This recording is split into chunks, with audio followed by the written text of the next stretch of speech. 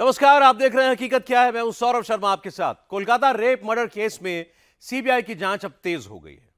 बस अब से कुछ देर पहले सीबीआई की एक टीम कोलकाता के आरजी कर हॉस्पिटल पहुंची है। सीबीआई ने अस्पताल के अंदर जाकर अलग अलग स्पॉट्स का मुआयना किया। घटना वाली रात को आरोपी कहां से होते हुए, किन रास्तों से होते हुए और कैसे सेमिनार हॉल तक पहुंच गया, उसको किसी ने रोका नहीं। वो कितनी देर तक सेमिनार हॉल के अंदर रहा, फिर वहां से बाहर कब आया। सीबीआई की टीम ने एक एक इंच की जांच पड़ताल की है और अगले कुछ घंटों के अंदर सीबीआई कोई बहुत बड़ा खुलासा भी कर सकती है। हमारे सोर्सेज के मुताबिक कल मर्डर के मुख्य आरोपी संजय रॉय का लाई डिटेक्टर टेस्ट भी होगा। इससे पहले उसका साइकोलॉजिकल टेस्ट किया गया है। आरजी कर हॉस्पिटल के पूर्व प्रिंसिपल संदीप घोष पर भी सीबीआई का शिकंजा अब कस रहा है। सबूत मिटाने के आरोप में सीबीआई सारे सबूत इकट्ठा कर रही है। इस सब के बीच बंगाल रेप और मर्डर मामले में जमकर पॉलिटिक्स हो रही है। बीजेपी सवाल पूछ रही है, क्या ममता बनर्जी की सरकार कुछ छिपाने की कोशिश कर रही है? क्या कोलकाता की पुलिस किसी को बचाने की कोशिश कर रही है? इन तमाम सवालों के जवाब आपको हम जरूर देंगे इस रिपोर्ट में। क्या ममता सरकार कोलकाता रेप मर्डर केस का सच दबाने की कोशिश कर रही है? क्या ममता सरकार कोलकाता रेप मर्डर केस में किसी को बचाने की कोशिश कर रही है? चौंकाने वाले कौन से नए खुलासे हुए हैं? सीबीआई केस सुलझाने के कितने करीब पहुंची है? क्या डॉक्यूमेंट्स सौंपे? ऐसी क्या जरूरत पड़ेगी कि एक डॉक्यूमेंट सौंपने पड़े? टीएमसी के कुणाल घोष कौन सा डॉक्यूमेंट लेकर सीबीआई की टीम के पास पहुंचे? शमशान में तब 3 और बॉडी था, लेकिन पुलिस वो 3 बॉडी को जो पहले से रखा हुआ था उसको ना क्रीमेट करके अभया का बॉडी को जितना जल्दी हो सके वो क्रीमेट कर दिया गया। क्या पीड़िता की डेड बॉडी को आनन फानन में क्रीमेट किया गया? क्या सच छिपाने के लिए कोलकाता पुलिस ने जल्दबाजी दिखाई? रेपिस्ट, असल जो रेपिस्ट है उससे कोई ना कोई कारण से तृणमूल का ताल्लुक होता है, डायरेक्टली और इनडायरेक्टली। क्या रेप पीड़िता के मर्डर का आरोपी इनडायरेक्टली या डायरेक्टली टीएमसी से जुड़ा हुआ है? सीबीआई की जांच के दायरे में दो सबसे अहम किरदार हैं। नंबर 1 संजय रॉय, यानी वो शख्स जिस पर पीड़िता के रेप और फिर मर्डर का आरोप है। नंबर 2 आरजी कर अस्पताल का पूर्व प्रिंसिपल संदीप घोष, जिस पर सबूतों से छेड़छाड़ का शक है। इस वक्त पूरा देश सुलग रहा है। कोलकाता से लेकर मुंबई, दिल्ली, देश के अलग अलग हिस्सों में विरोध प्रदर्शन हो रहे हैं। सबके मन में कुछ सवाल है। बंगाल की बेटी को इंसाफ कब मिलेगा? बंगाल की बेटी के रेप और मर्डर केस का एक आरोपी है या एक से ज्यादा? क्या ममता सरकार पूरे मामले की लीपापोती करने की कोशिश कर रही है? क्या किसी बड़ी मछली को बचाने की कोशिश हो रही है? We want justice. Only demand is justice for RG Kar. हम पीछे नहीं हटे। बेशक 1 दिन, 2 दिन, 10 दिन, 20 दिन, 1 महीना, पर हम पीछे नहीं हटे। जो एक्चुअल में ये इतना घिनौना काम किया है वो सामने आए। जो परपेट्रेटर्स है उनको जल्द से जल्द पकड़ा जाए, सजा दी जाए। ममता बनर्जी सरकार की पुलिस पर पहले दिन से ही कई गंभीर सवाल खड़े हो रहे हैं। जांच में लीपापोती से लेकर सबूतों से छेड़छाड़ तक के आरोप लगे हैं। Bengal is not a place safe for women. Bengal has failed its women, not Bengal society. The present government of Bengal has failed the women folk. They are scared. They are scared of gundas. This has been created by a government which is insensitive to this issue. CBI ने case की जांच 14 अगस्त को अपने हाथों में ली और उसी दिन से टीएमसी ने सीबीआई को अल्टीमेटम देना शुरू कर दिया कि रविवार से पहले केस सॉल्व करो। और अब टीएमसी एक नई स्क्रिप्ट घुमा रही है। कह रही है 5 दिन हो गए, सीबीआई ने अभी तक केस पर कोई नया अपडेट नहीं दिया, किसी भी आरोपी को पूछताछ के लिए नहीं बुलाया। टीएमसी की फैलाई जा रही इस स्क्रिप्ट के उलट सच्चाई यह है कि किसी भी केस में जांच के दौरान डेली अपडेट्स देने के लिए सीबीआई बाध्य नहीं है। सीबीआई ही क्यों, दुनिया की कोई भी टॉप एजेंसी लाइव इन्वेस्टिगेशन के दौरान कमेंट नहीं करती। अब सवाल है कि 5 दिनों में सीबीआई ने क्या क्या पता किया है। पीड़िता के रेप और मर्डर के आरोपी संजय रॉय और आरजी कर अस्पताल के पूर्व प्रिंसिपल संदीप घोष से पूछताछ में क्या क्या पता चला, फुल डिटेल आगे देंगे। पहले आपको यह बताते हैं कि आरोपों के मुताबिक शुरुआत में जिस रेप और मर्डर केस को आत्महत्या बताकर रफा दफा करने की कोशिश की गई, उसमें कौन सा नया खुलासा हुआ है। पीड़िता के पोस्टमार्टम रिपोर्ट में कौन सी नई चौंकाने वाली बातें पता चली हैं। सूत्रों के मुताबिक पीड़िता की आंखें बंद थी, वो पिंक कुर्ती में थी, शरीर के नीचे के हिस्से में कोई कपड़ा नहीं था, चेस्ट डैमेज हो चुके थे, मुंह में ब्रिसल्स थे, नाखून टूटे हुए थे, उंगलियों में चोट के निशान थे, सिर, दोनों गाल, होंठ, नाक, दायां जबड़ा, ठुड्डी, गर्दन, बायां हाथ, कंधे, घुटने, टखने और प्राइवेट पार्ट पर चोट के निशान मौजूद थे। मृतका के शरीर पर 14 से ज्यादा चोट के निशान थे। सूत्रों के मुताबिक पोस्टमार्टम रिपोर्ट के आधार पर मेडिकल ऑफिसर ने बताया कि दोनों हाथों से गला घोंटने के कारण पीड़िता की मृत्यु हुई थी। सोचिए, हत्यारे ने कितनी निर्ममता से पहले बंगाल की बेटी की आबरू लूटी, फिर उसकी जान ले ली। केस के मुख्य आरोपी संजय रॉय और सबूत मिटाने के शक के घेरे में आए आरजी कर अस्पताल के पूर्व प्रिंसिपल संदीप घोष को सीबीआई कैसे कन्फ्रंट कर रही है, क्या क्या सवाल पूछ रही है, उसकी डिटेल भी देंगे। मगर उससे पहले ये सुनिए कि बीजेपी ने कोलकाता पुलिस पर कौन से गंभीर आरोप लगाए हैं। कंप्लीटली आज अदालत में भी उनका पिताजी माताजी बोले हैं कि आज जब क्रीमेशन के लिए लिया गया था सोदपुर शमशान में, तब 3 और बॉडी था, लेकिन पुलिस वो 3 बॉडी को जो पहले से रखा हुआ था उसको ना क्रीमेट करके अभया का बॉडी को जितना जल्दी हो सके वो क्रीमेट कर दिया गया। उनका परमिशन के बिना क्रीमेट, ये बहुत सीरियस एक एलिगेशन है। वहाँ का काउंसिलर, विधायक सारे मौजूद थे, सारे वहाँ का शमशान का इलाका में, सोदपुर में सारे दुकान पाट बंद कर देने का निर्देश दिया गया। क्यों इतना माने क्या छुपाने का कोशिश कर रहे। और हमारा साथ भी, हम भी जब 9 तारीख आरजी कर में थे, हम लोग प्रोटेस्ट कर रहे थे कि दोबारा बॉडी को प्रिजर्व किया जाए और दोबारा पोस्टमार्टम किया जाए। तब वहां पर उनका माताजी को हम लोग खोज रहे थे, कहाँ है माताजी।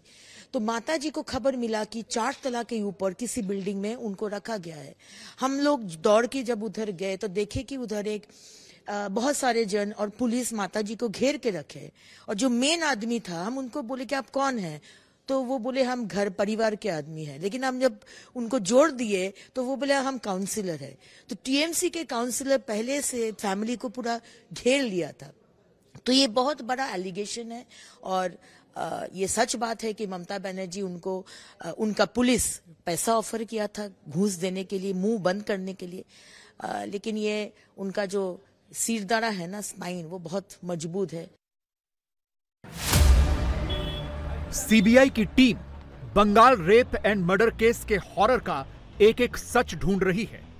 रेप के बाद पीड़िता का मर्डर किसी एक आरोपी ने किया, एक से ज्यादा ने किया, और क्या आरोपियों को ममता सरकार ने किसी तरह का प्रोटेक्शन भी दिया? हर सवाल की तफ्तीश जारी है। इस केस में जो सबसे अहम किरदार संजय रॉय है, उस पर सीबीआई का शिकंजा कसता जा रहा है। कोलकाता रेप केस में सीबीआई की जांच भी आरोपी संजय रॉय के इर्द गिर्द ही घूम रही है। मृतका के साथ हुई बर्बरता में अभी तक की जांच में सीबीआई संजय रॉय को ही मुख्य आरोपी मान रही है। वारदात के बाद संजय रॉय को कोलकाता पुलिस ने गिरफ्तार किया है। सेमिनार हॉल से वारदात के दौरान सीसीटीवी में संजय रॉय कैप्चर हुआ था। कोलकाता पुलिस के सामने उसने अपना गुनाह कबूल किया था। लेकिन सीबीआई को संजय रॉय के बयानों पर शक है, इसीलिए सच और उसकी मनोस्थिति जानने के लिए पहले संजय रॉय का साइकोलॉजिकल टेस्ट कराया गया।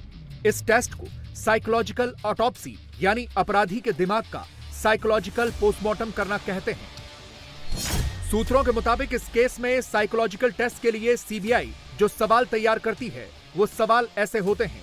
मसलन, तुम्हारा नाम, तुम क्या करते हो, परिवार में कौन कौन है, तुम्हारे पास कितने मोबाइल फोन हैं, उनके नंबर बताओ, तुम्हारे दोस्तों के नाम बताओ, तुम्हारी किसी से कोई दुश्मनी है, अगर है तो क्यों है, उनके नाम बताओ, तुमने घटना के दिन क्या किया, कहां कहां गए थे घटना के पहले, किस किस से मुलाकात की, वारदात की रात क्या तुमने शराब पी और कितनी शराब पी थी, क्या तुम नशे के आदी हो, वारदात की रात तुमने अस्पताल में क्या किया, किस किस से मिले थे, तुम सेमिनार हॉल क्यों गए थे, तुमने पीड़िता को कहां देखा था, क्या तुम्हारी पीड़िता से कोई बात हुई थी, तुम्हें डर नहीं लगा उसकी हत्या करते वक्त, वारदात को अंजाम देने के बाद तुम कहां गए थे, किस किस को फोन किया था, क्या किसी को वारदात के बारे में बताया था तुमने, तुम्हारे फोन से पॉर्न वीडियोस मिले हैं, ये लत कब से है तुम्हें। सीबीआई इस टेस्ट के जरिए यह भी जानना चाहती है कि आरोपी अकेला इतना हिंसक कैसे हो सकता है। उसकी हैवानियत को देखकर डॉक्टर भी सही ओपिनियन न दे पाए। संजय रॉय जिस तरह से सीबीआई के सवालों के जवाब दे रहा था, उसको देखकर सीबीआई भी हैरान थी कि इतनी बर्बरता करने के बाद भी आरोपी इतना सामान्य बर्ताव कैसे कर सकता है। सूत्रों के मुताबिक संजय रॉय के बयानों में विरोधाभास है। पूछताछ में सीबीआई को लग रहा है कि संजय रॉय कुछ सच छुपा रहा है, इसलिए अब उसका पॉलीग्राफ टेस्ट यानी लाई डिटेक्टर टेस्ट भी होगा, जिसकी इजाजत कोर्ट ने दे दी है। रेप और मर्डर का आरोपी संजय रॉय क्या छिपा रहा है? कहीं आरोपी जानबूझकर रेप और मर्डर का पूरा इल्जाम अकेले अपने ऊपर तो नहीं ले रहा?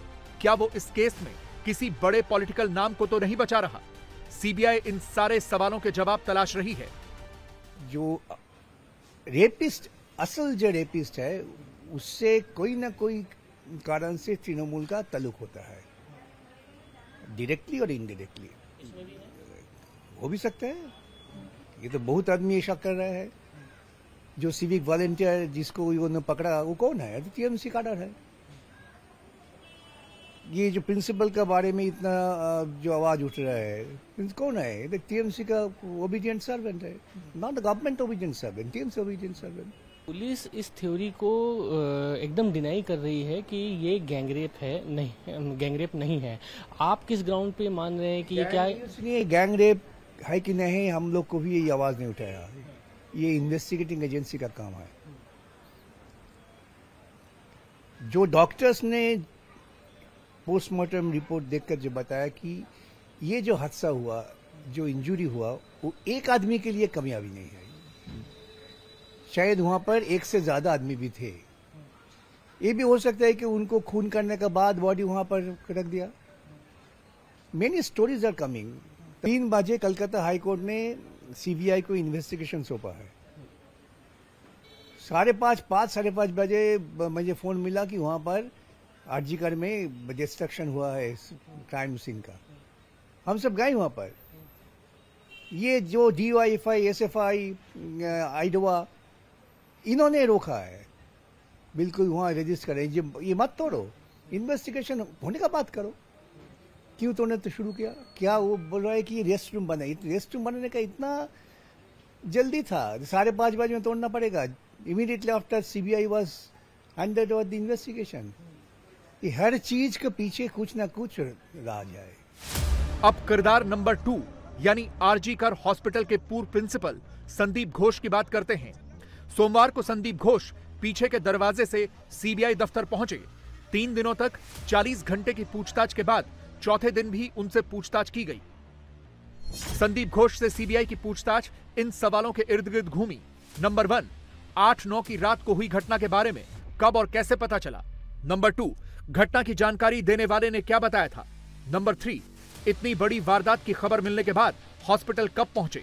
नंबर 4, जब हॉस्पिटल पहुंचे तब लड़की की डेड बॉडी कहां पर थी? नंबर 5, पुलिस को किसने और कब कॉल किया? नंबर 6, पुलिस किस समय हॉस्पिटल में आई? कितने पुलिस वाले थे? उनको क्राइम सीन पर कौन लेकर गया? नंबर 7, किसने बताया था कि यह सुसाइड का केस है? नंबर 8, आखिर इतनी जल्दबाजी किस बात की थी इस मर्डर को आत्महत्या बताने की? नंबर 9, क्राइम सीन को सुरक्षित रखने के बजाय रिनोवेशन क्यों शुरू करवाया? किसके कहने पर करवाया? और नंबर 10, परिवार को जो जानकारी दी वो किसके कहने पर दी गई और बिना फैक्ट्स के क्यों दी? सीबीआई इन्हीं सवालों का सच पिछले 4 दिनों से जानना चाहती है और इन सवालों में फंसते नजर आ रहे हैं आरजीकर हॉस्पिटल के पूर्व प्रिंसिपल। सूत्रों के मुताबिक संदीप घोष पर सबूतों को नष्ट करने के आरोप हैं। सूत्र ये भी बता रहे हैं कि संदीप घोष के बयान मेल नहीं खा रहे। उनके मोबाइल फोन से भी कुछ डेटा डिलीट किया गया है, इसलिए सीबीआई का शक गहरा होता जा रहा है। संदीप घोष से हेल्थ मिनिस्टर का बहुत गहरा ताल्लुक है। सुबह 3 दिन बाद उन्होंने किया, मैंने रेजिग्नेशन दे रहा हूँ सरकारी नौकरी से, प्रिंसिपल के पद से नहीं। लेकिन 5 बजे उनको अपॉइंटमेंट मिलता है principle of national medical college, another well known college, medical college. ये कैसे हो सकता है?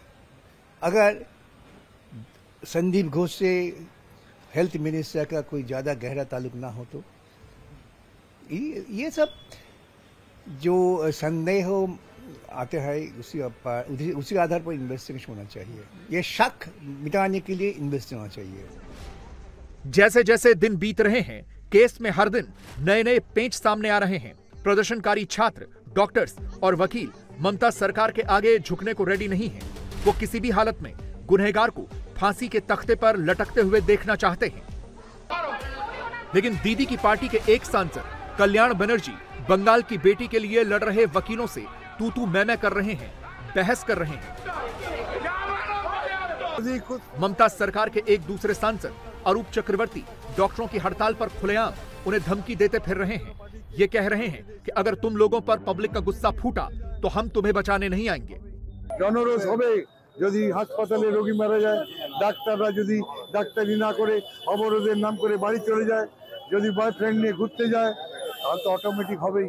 রোগী যদি বিনা চিকিৎসায় হাসপাতালে মারা যায় তাহলে মানুষ কি ছেড়ে দেবে গ্রামের মানুষ? পুলিশের একাংশের বিরুদ্ধে তো আমি পুলিশকে বলেছি নিরপেক্ষ কাজ করতে, পুলিশকে অনেক দিন ধরে বলছি নিরপেক্ষ কাজ করুন, কারণ এই সরকারের অধীনে আপনারা কাজ করেন, আপনাদের নিরপেক্ষ কাজ করতে হবে। পুলিশ কি কোথাও করছে না সেই কাজ? সেরকম খবর আছে আমাদের কাছে।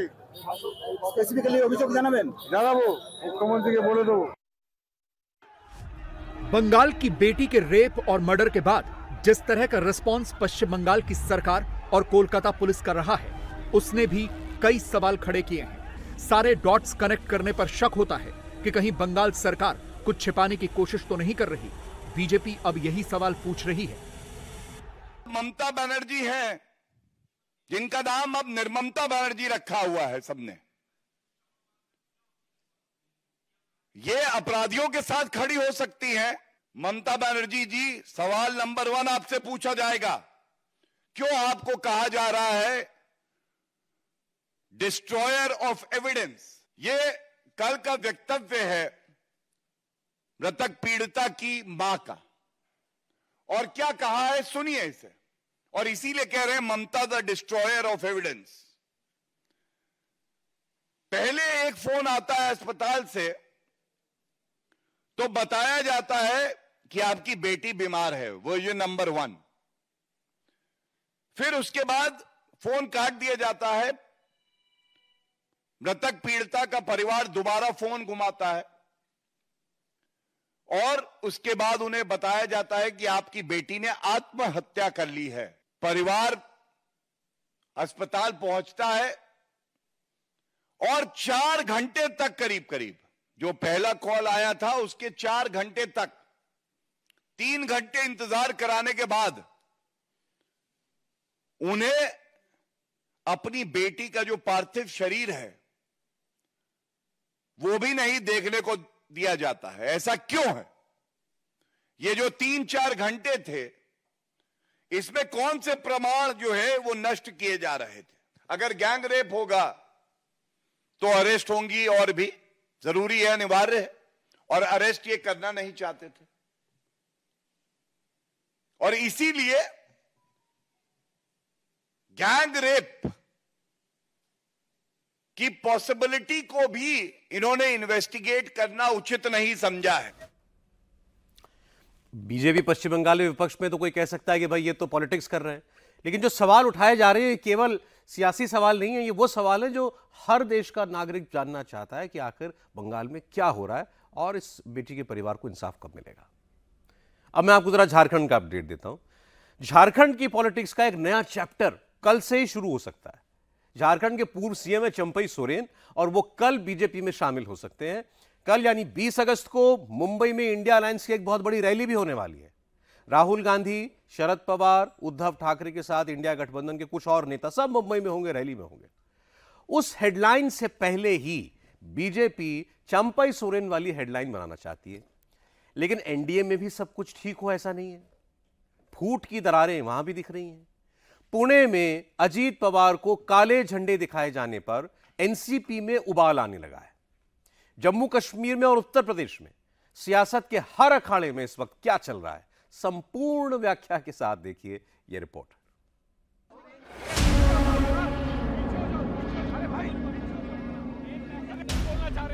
चंपई सोरेन क्या करेंगे? झारखंड के पूर्व मुख्यमंत्री ने अपने लिए 3 विकल्प रखे हैं। पहला विकल्प राजनीति से संन्यास लेना, दूसरा विकल्प नई पार्टी बनाना और तीसरा विकल्प किसी दूसरी पार्टी या कहें तो बीजेपी में शामिल हो जाना। कोलाहन के टाइगर ने जेएमएम में कंटिन्यू रहने का ऑप्शन ही नहीं रखा है। हेमंत सोरेन के साथ चंपई सोरेन का रहना अब नामुमकिन है। 7 बार के विधायक रहे चंपई सोरेन के राजनीति से संन्यास लेने की संभावना ना के बराबर है। ऐसे में 2 रास्ते बचते हैं। चंपई सोरेन या तो नई पार्टी बनाए या फिर बीजेपी में शामिल हो जाएं। चंपई सोरेन से जुड़े हुए सूत्रों का यह कहना है कि बीजेपी में इनकी ज्वाइनिंग को लेकर बातचीत पूरी हो चुकी है और मंगलवार को वो बीजेपी ज्वाइन कर सकते हैं। दूसरी तरफ बीजेपी सोर्सेज का यह कहना है कि चंपई सोरेन को लेकर पार्टी फूंक फूंक कर कदम रख रही है और एक एक पहलू पर विचार किया जा रहा है। इस पर गहनता से विचार किया गया कि चंपई सोरेन अगर बीजेपी ज्वाइन करते हैं तो बीजेपी को उससे कितना फ़ायदा होगा, साथ ही खतरा क्या है। फायदे की बात कर लें तो झारखंड के कोल्हान क्षेत्र यानी कि पूर्वी सिंहभूम, पश्चिम सिंहभूम में आदिवासी वोट बैंक के लिहाज से बीजेपी को ज़बरदस्त फायदा हो सकता है। पिछले विधानसभा चुनाव में इन क्षेत्रों में बीजेपी का सुपड़ा साफ हो गया था। लेकिन चंपई सोरेन को लेकर एक दूसरा खतरा भी है। महाराष्ट्र में जिस प्रकार से शिवसेना और एनसीपी ने ग्राउंड पर यह माहौल बना दिया कि बीजेपी उनकी पार्टी को तोड़ रही है, उसी लीग पर हेमंत सोरेन भी चल रहे हैं और उन्होंने ये नैरेटिव गढ़ना शुरू कर दिया है कि बीजेपी उनकी पार्टी और परिवार को तोड़ रही है। अगर ग्राउंड पर यह सेंटिमेंट चल गया तो बीजेपी को उसका खतरा भी हो सकता है और इस लिहाज से पार्टी बहुत फूंक फूंक कर कदम रख रही है। समाज तो छोड़ो, ये घर भी फोड़ने का काम करता है, पार्टी तोड़ने का काम करता है। आए दिन कभी इस विधायक को खरीद ले, कभी उस विधायक को खरीद ले। बीजेपी झारखंड को रिस्क फ्री गेम बनाना चाहती है। बीजेपी के लिए सबसे ज्यादा सूट ये करता है कि चंपई सोरेन अपनी नई पार्टी बना ले और आदिवासी सीटों पर जेएमएम के खिलाफ कैंडिडेट खड़ा कर दे। इसका रीजन वोटों के कैलकुलेशन में है। 2024 के लोकसभा चुनाव में बीजेपी और एनडीए पार्टनर्स ने 52 विधानसभा क्षेत्रों में बढ़त बनाई और इंडिया ब्लॉक को 29 विधानसभा क्षेत्रों में लीड मिली। 2019 के लोकसभा चुनाव से तुलना करें तो 2019 में एनडीए को 63 असेंबली सेक्शन में लीड मिली थी और जेएमएम कांग्रेस आरजेडी को केवल 18 असेंबली सेक्शन में बढ़त मिली थी। 81 में से 52 सीटें उस पर भारतीय जनता पार्टी को बढ़त मिली। ये बताता है कि आने वाले दिनों में सरकार किसकी बनने वाली है। भाई जरा जोर से बोलो, किसकी बनने वाली है? और जोर से बोलो, किसकी बनने वाली है? मैं आज बताकर जाता हूं, कांग्रेस वालों, हेमंत सोरेन जी लिख कर रख लो, दीवार पर लिखा हुआ मैं पढ़ पाता हूं। झारखंड में 24 के चुनाव में पूर्ण बहुमत से भारतीय जनता पार्टी की सरकार बनने जा रही। चुनाव में बढ़त तो बढ़त होती है। जिस राज्य में 42 विधायकों से सरकार बनती हो, वहां 52 असेंबली सीट पर लीड मिल जाए तो सरकार आसानी से बन सकती है। मगर पेच ये है कि झारखंड में असेंबली इलेक्शन हाईली लोकलाइज होते हैं, जिसमें बीजेपी को वोटों का घाटा हो जाता है। 2014 के झारखंड विधानसभा चुनाव में बीजेपी को उसी साल हुए लोकसभा चुनाव से 9% कम वोट मिले थे। 14 के लोकसभा चुनाव में बीजेपी को झारखंड में 40% वोट मिले थे। उसी साल झारखंड के विधानसभा चुनाव हुए तो बीजेपी को केवल 31% वोट मिले। 2019 के लोकसभा चुनाव में बीजेपी को झारखंड में 56% वोट मिले थे, लेकिन उसी साल झारखंड विधानसभा चुनाव हुए तो बीजेपी का वोट शेयर घटकर 33% रह गया। इस तरह 6 महीने के अंदर हुए चुनाव में बीजेपी को लोकसभा चुनाव से 23% कम वोट मिले। अगर 14 या 19 जैसा कुछ 24 में भी रिपीट हो जाता है तो झारखंड में फिर से सरकार बनाने का बीजेपी का सपना टूट जाएगा। वो पार्टी छोड़ के किसी दूसरे दल में जाते हैं, खास करके भाजपा में जाने की बात अगर सामने आएगी तो ये आत्मघाती कदम होगा उनके लिए। मुझे लगता है उनके ऐसा मैच्योर पॉलिटिशियन ऐसा कदम कैसे उठा सकता है, अभी भी मुझे विश्वास नहीं होता है। और चूंकि भाजपा एक डूबती हुई जहाज है, डूबते हुए जहाज की सवारी कौन करेगा? ऐसे में बीजेपी की उम्मीद क्या है? बीजेपी की उम्मीद वोटों के बंटवारे में। 2014 के झारखंड असेंबली इलेक्शन में बीजेपी को 31% वोट मिले, 37 विधायक जिताकर बीजेपी की सरकार बनी थी। 2019 में बीजेपी को 33% वोट मिले, लेकिन बीजेपी के 25 विधायक ही जीते और सरकार बनी जेएमएम की। कारण ये रहा कि 2014 का झारखंड इलेक्शन मल्टीपोलर था, उसमें बाबूलाल मरांडी की झारखंड विकास मोर्चा का भी एंगल था। 2014 में मरांडी की पार्टी ने 10% वोट निकालकर झारखंड के सारे इक्वेशन बिगाड़ दिए थे। इसलिए बीजेपी को सूट करने वाला ऑप्शन ये है कि चंपई सोरेन अपनी नई पार्टी बनाए, झारखंड के चुनावी दंगल में अपनी ताकत दिखाए और वोट का बंटवारा कराए। अगर चंपई सोरेन नई पार्टी बनाने को लेकर तैयार हो जाते तो उससे बीजेपी को ये फायदा होता कि ऑपरेशन लोटस के आरोप ध्वस्त कर दिए जाते। साथ ही आदिवासी वोटर्स के बीच चंपई सोरेन का चेहरा डाउन भी नहीं होता। चुनाव में यह भी हो सकता था कि एंटी बीजेपी वोट का एक हिस्सा उन्हें भी मिले। माइनॉरिटी वोट भी वो झटक सकते थे, क्योंकि मुख्यमंत्री रहते हुए उनका कार्यकाल अच्छा रहा, छवि अच्छी रही। लेकिन चंपई सोरेन के सामने समस्या ये थी कि विधानसभा चुनाव जल्दी होने हैं और इतना समय नहीं कि नई पार्टी का रजिस्ट्रेशन कराएं, संगठन खड़ा करें, उसके हिसाब से कैंडिडेट ढूंढें और उनका प्रचार करें। साथ ही साथ चंपई सोरेन को अपने फ्यूचर को लेकर भी एक शंका है। 67 साल के हो चुके हैं और इस उम्र में नई पार्टी चलाने के लिए जितने रिसोर्सेज और एनर्जी की ज़रूरत है उतना चंपई के पास है नहीं। इसलिए सूत्रों का ये कहना है कि चंपई सोरेन इस मूड में नहीं कि वो नई पार्टी बनाए। बीजेपी चंपई सोरेन की नाराजगी को जेएमएम का अंदरूनी मामला बताकर अभी वेट एंड वॉच कर रही है। बीजेपी ये स्टोरी पकने का इंतजार कर रही है। तब तक सियासी चूल्हे का तापमान थोड़ा थोड़ा बढ़ाया जा रहा है। उससे उनका दर्द झलक रहा है। तो लगता है कि व्यक्ति अंदर से काफी टूट चुके हैं और काफी दुखी लग रहे हैं। और दुखी होना भी स्वाभाविक है। मुख्यमंत्री पद से जिस प्रकार से उनको हटाया गया, वो जब मुख्यमंत्री थे तो उस समय भी शायद खुले मन से नाम ये नहीं काम कर पाए होंगे, क्योंकि उनको जेल से हर हमेशा निर्देश मिलते रहा होगा और उसी के अनुसार काम करने को लाचार और विवश रहे होंगे, तो वो भी एक दर्द रहा होगा। जमशेदपुर में चंपई सोरेन को चुनौती देने वाले गिने चुने नेताओं में से एक हैं सरयू राय। 2019 में बीजेपी छोड़कर सरयू राय निर्दलीय लड़े और जमशेदपुर पूर्वी सीट से विधानसभा पहुंचे।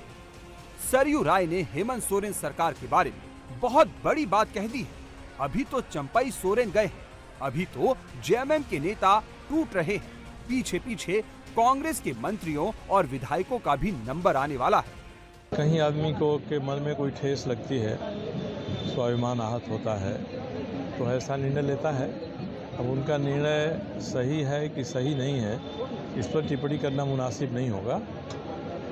इसके दो पहलू हैं और मेरे जैसा व्यक्ति जब देख रहा है कि झारखंड में और कैसे कैसे परिवर्तन होने वाले हैं, हो सकता है कांग्रेस के भी एक आध मंत्री लोग ही भाग जाएं, वहाँ से भी आपके अड़ोस पड़ोस से भी लोग रवाना हो सकते हैं, उड़नछू हो सकते हैं, तो कई तरह की संभावनाएं हैं। झारखंड में अभी चुनाव अनाउंस नहीं हुए हैं, आदर्श आचार संहिता नहीं लगी है। मौके का फायदा उठाकर हेमंत सोरेन ने मैया सम्मान योजना लॉन्च कर दी है। मैया सम्मान योजना को लाडली बहना योजना की कॉपी भी कह सकते हैं। इसमें झारखंड सरकार 21 साल से 50 साल के बीच की महिलाओं को सालाना 12,000 रुपए यानी हर महीने 1,000 रुपए दे रही है। हेमंत सोरेन ने वादा किया है कि अगली बार भी उनकी सरकार बनी तो मैया सम्मान की राशि को 12,000 से बढ़ाकर 1 लाख रुपए कर दिया जाएगा।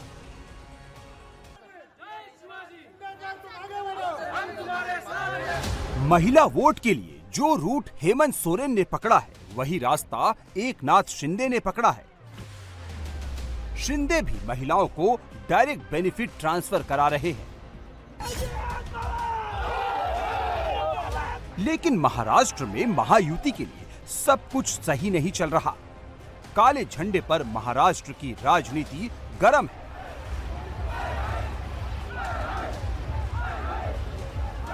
पुणे में बीजेपी का झंडा लेकर कुछ लोगों ने डिप्टी सीएम अजीत पवार को काले झंडे दिखाए। अजीत पवार इन दिनों जन सम्मान यात्रा पर है। इस यात्रा के दौरान जब अजीत पवार का काफिला पुणे से गुजर रहा था तो उनको काले झंडे दिखाए गए।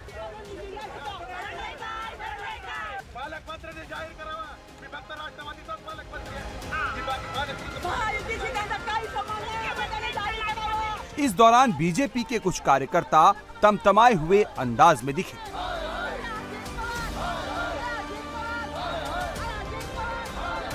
उनकी शिकायत है कि पुणे में डिप्टी सीएम अजीत पवार के सरकारी प्रोग्राम में मुख्यमंत्री एकनाथ शिंदे या डिप्टी सीएम देवेंद्र फडणवीस की तस्वीर नहीं लगाई गई। ये शिंदे और फडणवीस का अपमान है। आंदोलन काले झंडे दिखाए दादा। किसको दिखाया? अरे उसके बारे में बात की ना कर। अजीत पवार निजी तौर पर इसे डाउन प्ले कर रहे हैं, लेकिन उनकी पार्टी ने बीजेपी से सफाई मांगी है। पक्षाचा कार्यक्रम आहे, शासकीय कार्यक्रम नाही आहे। ही जनसन्मान यात्रा राष्ट्रवादी काँग्रेस पक्षाने काढलेली आहे। त्यामुळे केवळ गैरसमजावर आधारित राजकीय हेतूने कुठलाही घटक पक्षाने अशा पद्धतीचं काय करू नये असं मला स्वतःला त्या ठिकाणी प्रदेश राष्ट्रवादीचा काँग्रेस अध्यक्ष म्हणून वाटत आहे। महायुति की अंदरूनी पॉलिटिक्स पर महाविकास आघाड़ी के नेता मजे ले रहे हैं। मैं क्या कहूँगा, उनका पार्टी का 3 पार्टी में से आया है इशू, तो अजीत पवार बात करेंगे या बीजेपी के नेता बात करेंगे। अब अजीत पवार को उनके पार्टी के लोगों ने काले झंडे दिखाए हैं, तो दोनों बैठकर बात करेंगे।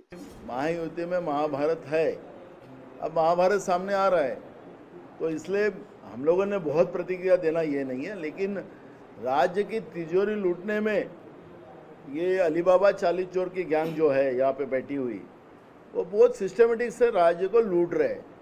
उसमें इनको कोई ये नहीं है तकलीफ। सत्ता की कुर्सी की जो अभी लड़ाई इनकी है उसमें इनका महाभारत है, और वो आने वाले दिनों में आपको बहुत स्पष्ट से आपको देखने मिलेंगे।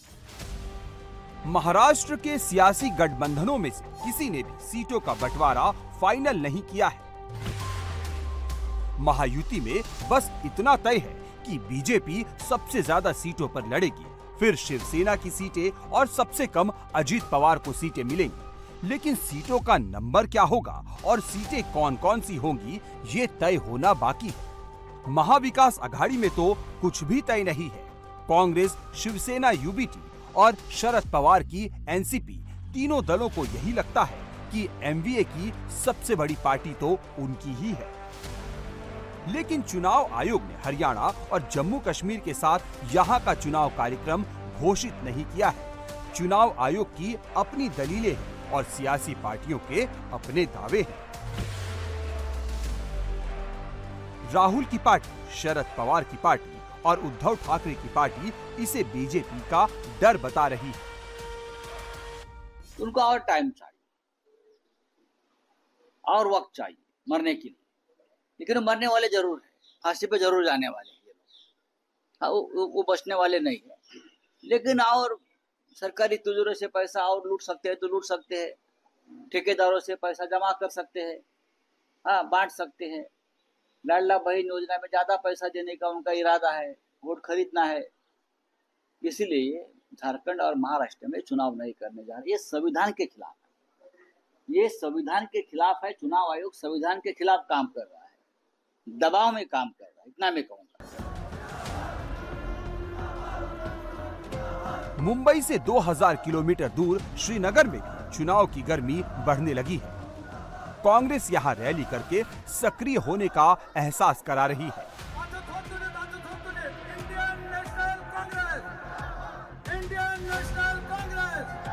विधानसभा चुनाव के ऐलान के 3 दिन के भीतर ही नेशनल कॉन्फ्रेंस ने अपना घोषणा पत्र जारी कर दिया। उमर अब्दुल्ला ने घोषणा पत्र जारी करते हुए वादों का पूरा पिटारा खोल दिया। 200 यूनिट तक मुफ्त बिजली, 1 लाख कश्मीरी नौजवानों को सरकारी नौकरी, यूनिवर्सिटी लेवल तक मुफ्त शिक्षा, 5 लाख रुपए तक मुफ्त मेडिकल इंश्योरेंस, गरीब परिवारों को साल में 6 मुफ्त सिलेंडर, राजनीतिक कैदियों की रिहाई और कश्मीरी पंडितों की ससम्मान घर वापसी। लोगों की एक बहुत बड़ी शिकायत ये है कि हमारा सेब अब जम्मू कश्मीर के बाहर बिकता नहीं है, क्योंकि कम ड्यूटी पे बाहर से सेब जो है लाए जा रहे हैं। इस सिलसिले से बचाने के लिए भी हम मरकज़ के साथ काम करके अपने ग्रोअर्स जो हैं उनको जो है बचाने का काम करेंगे। दरियाओं से अगर रेत निकालना हो, पत्थर निकालना हो, तो हमारे लोगों को इस चीज़ की इजाज़त नहीं दी जाती। बाहर से ठेकेदार, बाहर से कॉन्ट्रैक्टर्स, बाहर से जो हैं लोगों ने इसके कॉन्ट्रैक्ट लिए हुए हैं और हमारे लोग जो हैं कहीं गिनती में आते नहीं। तो टूरिज़्म, इंडस्ट्री और माइनिंग को लेके हम कुछ खास कमिटमेंट जो हैं लोगों के साथ कर रहे हैं। यूनिवर्सिटी के लेवल तक दोबारा मुफ्त तालीम जो है यहाँ के बच्चियों को फरहम करने का वादा नेशनल कॉन्फ्रेंस के तरफ से किया गया है, ताकि बच्चियों को तालीम हासिल करने में किसी तरह की कोई परेशानी ना हो। फारूक अब्दुल्ला और महबूबा